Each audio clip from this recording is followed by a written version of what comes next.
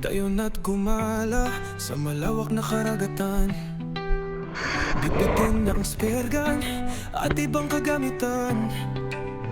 Sisirin ang kailaliman, tuklasin at hangaan. Bahura na makulay at mga istang kumikinang. Ano man ang paraan mo, subukan mo na lang manalo. Tara na at Shoutout kay Primo na nagpuro karigos oh. at diskarte, may laman at malalim. Ito naman ang huhulihin. Tara na gintong lumalanggoy.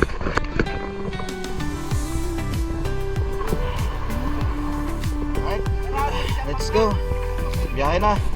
Ito yung pampalakas natin. Pampalakas ng loob na rin. Panalo to mga lods. Alright. Biyahe na kami mga lods.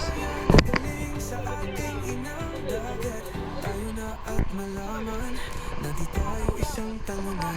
Pagdagat ang pinag-usapan, Atak na ang angkla. Alright. Let's go.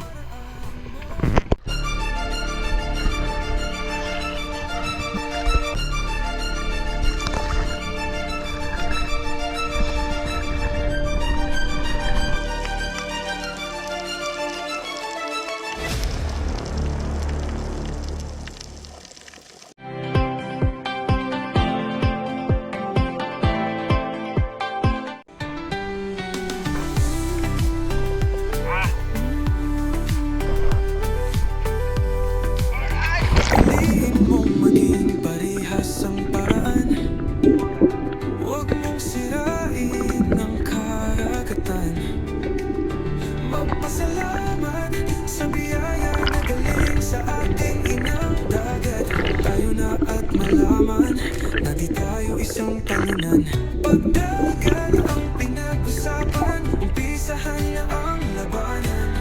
Sisid na spero, ano man ang paraan mo, subukan mo na lang manalo.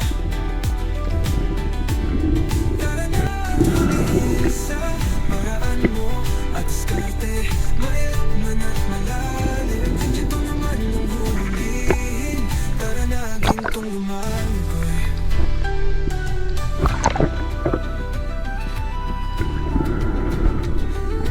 Ito na pala mga lods, ang unang drop natin pagkatapos mag warm up. Naka-on ako ng camera sa kalagitnaan ng aking dive mga lods, at ito yung bumungad.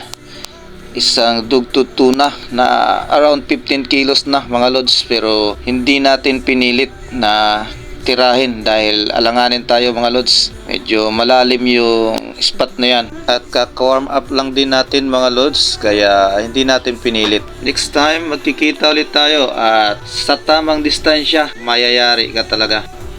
At ito nga mga lods ay binalingan ko na lang yung pakay ko talaga na puntahan yung tagusan na yan mga lods. Madalas akong makakuha ng GT dyan mga lods, tsaka red bass, bluefin trevally din pumapasok dyan, at saka yung mangrove snapper. Napakagandang tagusan yan mga lods, sa malalim-lalim nga lang na bahura. Pero sa pagkakataong yan mga lods ay wala tayong nakita dyan na isda sa ilalim, kaya ahon na lang tayo mga lods, dahil pwede naman tayong humanap sa unahan pa, dahil masyado pang maaga yan mga lods. Ano man ang paraan mo. At ito na mga lods, ang sumunod na drop natin. At dito naman ay pinalad na tayo ng unang isda sa araw na ito. Malalim yan mga lods, at hirap din tayo dyan sa pagsisid sa ganyang kalalim, pero dahil nandyan ang isda mga lods, kaya sinubukan na natin mga lods. At ayan mga lods, kita nyo, napakatagal lumapat sa bahura mga lods, pero napakaraming base drummer sa bahura na yan mga lods. Maganda kasi yung formation ng bahura mga lods, maraming tagusan kung saan sumusot ang mga base drummer na yan. Mayroon ding red bass dyan mga lods, at around 3 kilos na, pero ayaw lumapit takot mga lods na matuhog. Ayan, pagmasdan nyo mga lods kung gaano karaming base drummer ang lalapit nang makalapat na tayo sa Bahura mga lods. Ayan mga lods, namimili pa ng malaki-laki. At ang base drummer na yan mga lods ay around 3 kilos na rin yan. Kaya panalo yan mga lods. Hindi lang isa mga lods ang nakuha ko dyan. Nakatira ako ng 3 piraso dyan mga lods. Kaya panalo ang simula ng ating pamamana ngayong araw mga lods. Umpisahan niya ang labanan.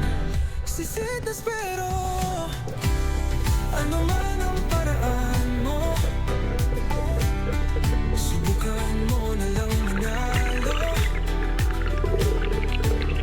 Tara na ulihin sa paraan mo at diskarte. Mailap man at malalim, ito naman ang hulihin. Tara na gintong lumangoy.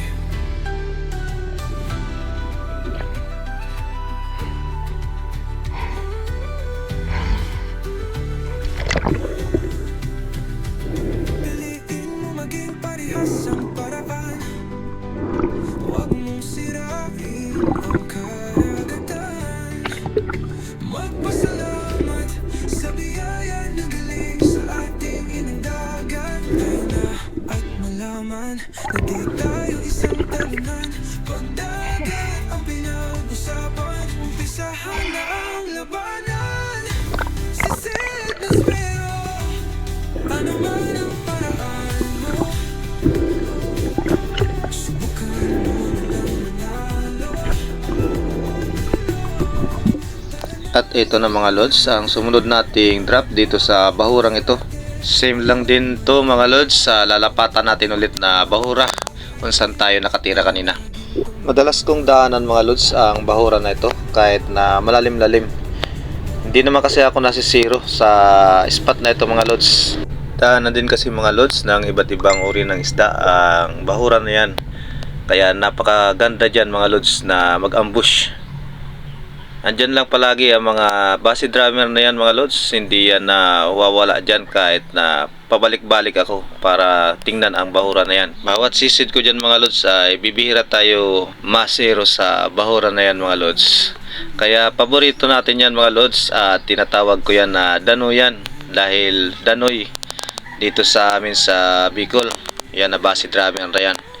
Danuyan yan dahil makapal talaga ang base drummer na yan mga lods na nandyan. Medyo natagalan tayo ng kaunti mga lods bago nakatira dyan dahil nasa malayong distansya pa ang mga base drummer. Pero inantay natin yan mga lods dahil mahirap naman na aahon tayo na walang tangay-tangay na isda mga lods. Nabulabog na kasi natin mga lods dun sa unang natira natin na base drummer. Kaya dumistansya na sila. Pero ito na ulit sila mga lods at palapit na rin. At namili na tayo na medyo malaki-laki dyan mga lods. Madami na sila dyan mga lods na lumapit mga lods. Kaya ayun, nakatira na tayo kagad. Pangalawang base drummer yan mga lods sa araw na ito. Magpasalamat sa biyaya na galing sa ating inang dagat. Tayo na at malaman na di tayo isang talunan. Pagdagat ang pinag-usapan, umpisahan na ang labanan. Sisitas pero ano man ang paraan mo, subukan mo na lang manalo. Tara na at hulihin sa paraan mo at diskarte. Mailap na malalim, Lalaki. lumangoy.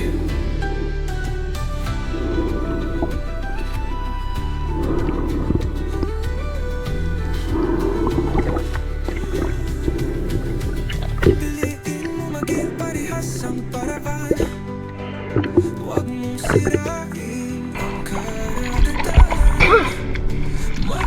Na 3 kilo na yan. Sa biyaya na galing sa ating inang dagat.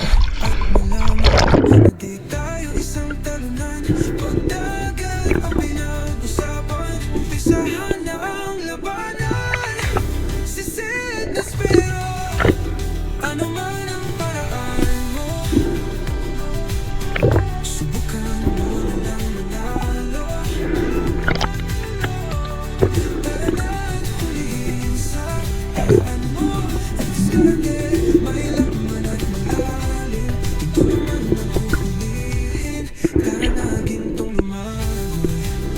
At ito na ulit mga lods, ang pangatlong dive natin sa bahuran na ito mga lods.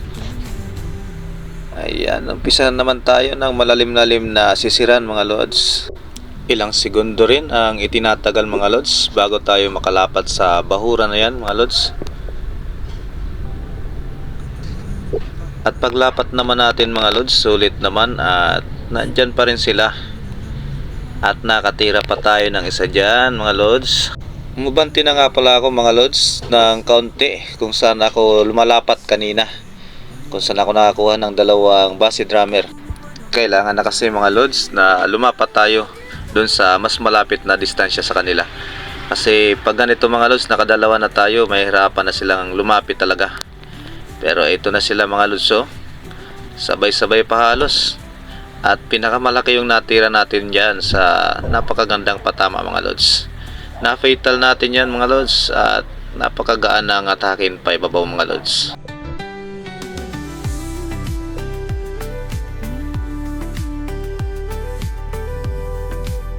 Piliin mong maging parehas ang paraan.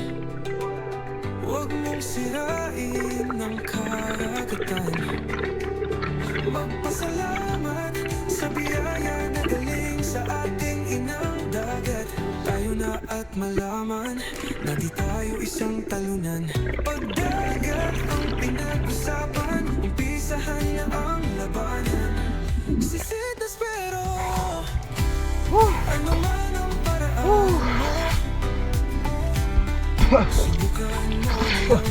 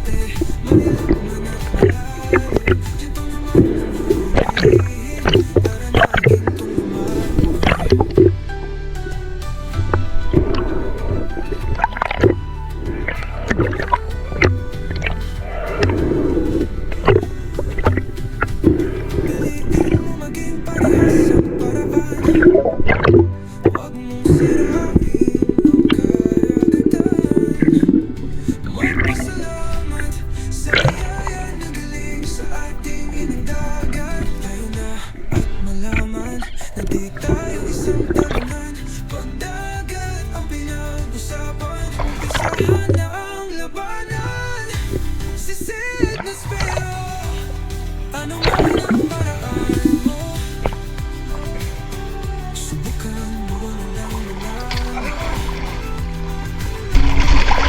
Ayan, kain muna kami.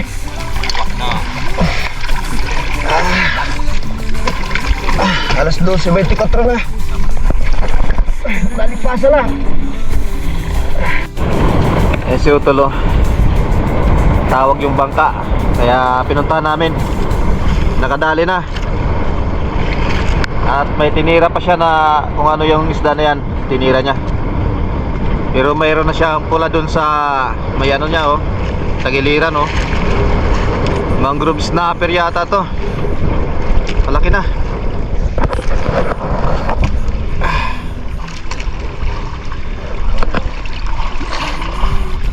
Oh, malaki na. Mangrove snapper. Oh, malaki na to mga lods. Okay na. Sus. Ayan. May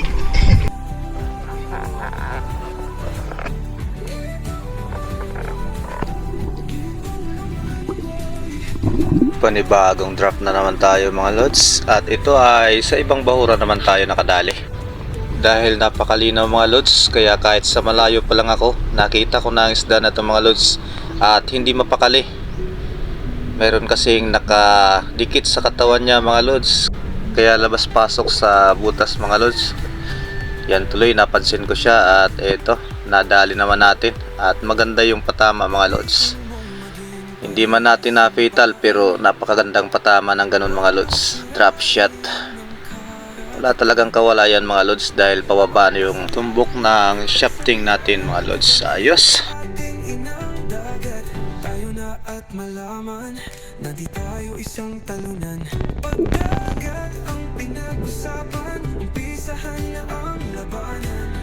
Sisitas pero ano man ang paraan mo, subukan mo na lang.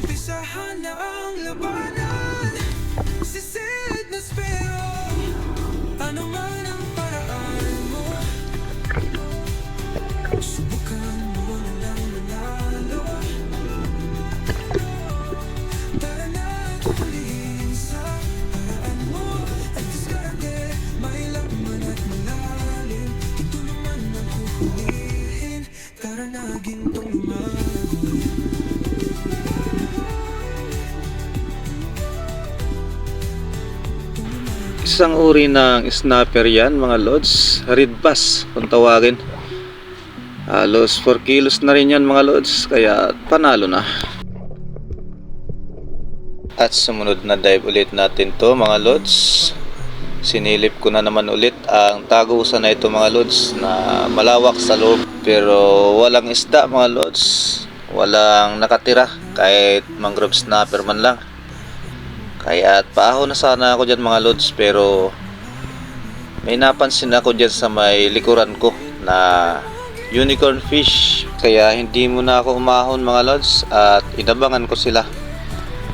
Inantay na lumapit mga lods, pero malayo ang distansya nila mga lods. Di kayang abutin ng ating spear gun. Ayun, pabalik-balik lang mga lods, pero ayaw talaga lumapit sa tamang distansya na hinihingi natin. Kaya hindi tayo nakatira ng unicorn fish na yan mga lods. Ayan, pabalik-balik lang sila. At maya-maya lang mga lods ay bigla na lang may dumaan sa may bandang tagiliran ko mga lods. Ayun, ang daming base drummer mga lods, at nahirapan tayo bago makatira. At ayun naman, nakadali naman tayo mga lods, pero nakapunit mga lods. Ayun, sayang mga lods, at mga kulang-kulang 2 kilo na rin yung base drummer na yun. At pagkatapos nga mga lods ng tira natin na nakapunit yung base drummer, ay umakyat na kami ng bangka at lumipat kami ng ibang bahura. At ito na yung unang dive namin sa bahura na ito mga lods. Dito ang bahura mga lods ng Longnose Emperor, kung saan ko nakuha yung karamihan sa previous video ko na napakaraming Longnose Emperor mga lods. At ito na ulit yun mga lods, nakabawas na naman tayo ng isa dito. Paglapat ko sa bahura mga lods ay nakita ko kaagad napakalayo pa ng distansya nila mga lods, pero dahan-dahan na lumalapit mga lods ang mga Longnose Emperor na to, at napakarami nila mga lods. Ayun, kaya namili na tayo ng malaki-laki, at kung saan yung nasa malapit na distansya, yun ang tinira natin mga lods. At napakaganda ng tama mga lods. Ayun, hindi na masyadong nakalayo. At ayos mga lods yung unang drop natin dito sa bahura na ito. Favorite spot ito mga lods, na Longnose Emperor palagi ang nadadali namin. Ayos.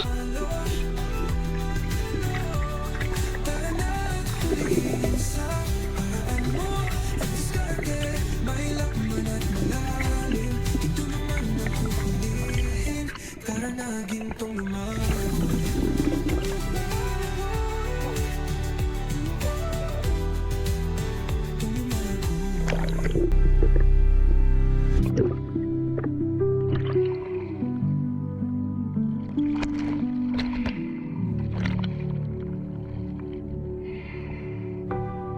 Ano man ang paraan mo, subukan mo na lang manalo. Tara na't hulihin sa paraan mo, at diskarte, may laman at malalim. Ginto naman ang huhulihin, tara mo ginto naman mo.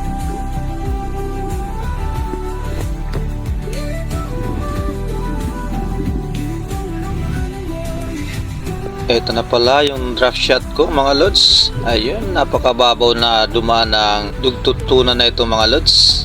Nakakagulat naman tong dugi na ito mga lods. Muntik nang hindi mai-on yung camera.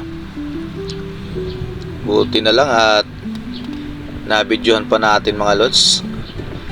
Yan, malaki-laki na yan mga lods. Mamaw na. Napakalakas sumatak mga lods. Ayun, muntik nang maubos yung shooting line natin dyan, at tinawag ko na rin si Utol dyan para ma-second shot na rin ng isda na yan mga lods, dahil isasabit sa bahura mga lods ang line natin. At buti na lang mga lods na andyan si Utol sa malapit lang, kaya yun, nag-dive na siya para i-second shot ang natira natin na isda. Yun, napakalalim nga lang ito mga lods, kaya hinata ko na rin yung tali natin, shooting line natin, para matira kagad ni Utol.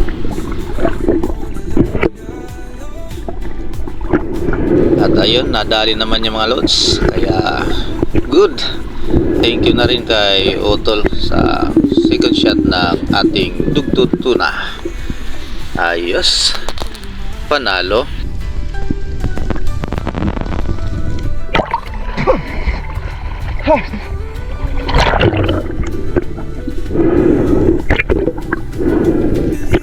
Maging parehas ang paraan. Huwag mong sirain ang karagatan. Magpasalamat sa biyaya ng galing sa ating dagat. At malaman na di tayo isang talunan. Pagdagat ang pinag-usapan, umpisahan na ang labanan. Sisid na spero, ano man ang paraan mo. Hinaharap ka tulog pa. Hindi mo inisip ako. Para na't huliin sa paraan mo. At diskarte, mahilap man at malalim. Ito naman ang huhulihin. Tara na gintong lumagoy. Lumagoy.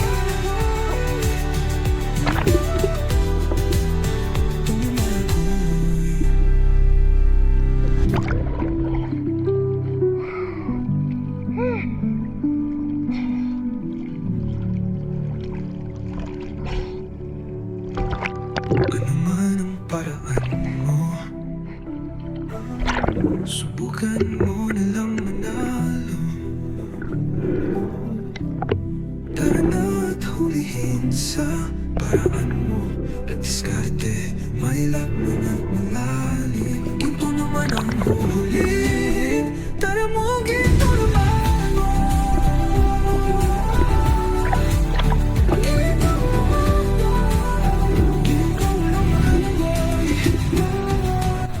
Nasa dulo po pala ng videos na ito mga lods kung ilang kilo na ang dugtut tuna na yan at kung magkano ang inabot ng kita sa maghapong dive na yan mga lods.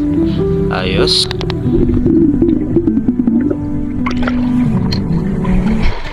Ayan. Hindi kayo tulog kapon? Ha? Oo. Huliin mo maging parehas ang paraan. Nakapundo ako ta. Nakapundo. Ay, sinda. Okay. Kaya, uwi na tayo. At malaman na di tayo isang talunan. Pagdagat ang pinag-usapan, umpisahan na ang labanan. Sisid na spero, ano man ang paraan mo. Sakit na ako mga lods. Maya-maya, uwi na kami. Uwi na kami mamaya. At sila Utol nandun pa. Nainisin pa. Sa akin, okay na. Goods na ako. Yan, kadali na tayo ngayong araw. Ayan mga lods, nakadali tayo ng dugi. Alright. At eto, yan, yung mga laman ng cooler. At ito, puno na. Ito yung nadali ko kanina na nung nasipiror. Alright. Magpasalamat sa biyaya na galing sa ating inundagan. Tayo na at malaman na di tayo isang talunan. Pagdagat ang pinag-usapan, umpisahan na ang labanan. Sisid na spero, ano man ang paraan mo. Subukan mo na. Napakagaan lang naman. Yun isa pa. Uy! May nasabit pa. May natumba na.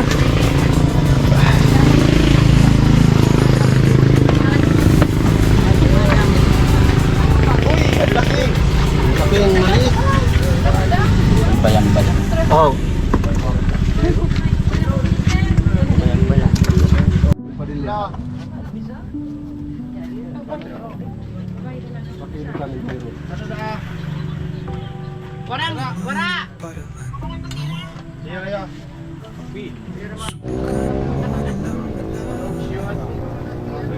Tara. Tara.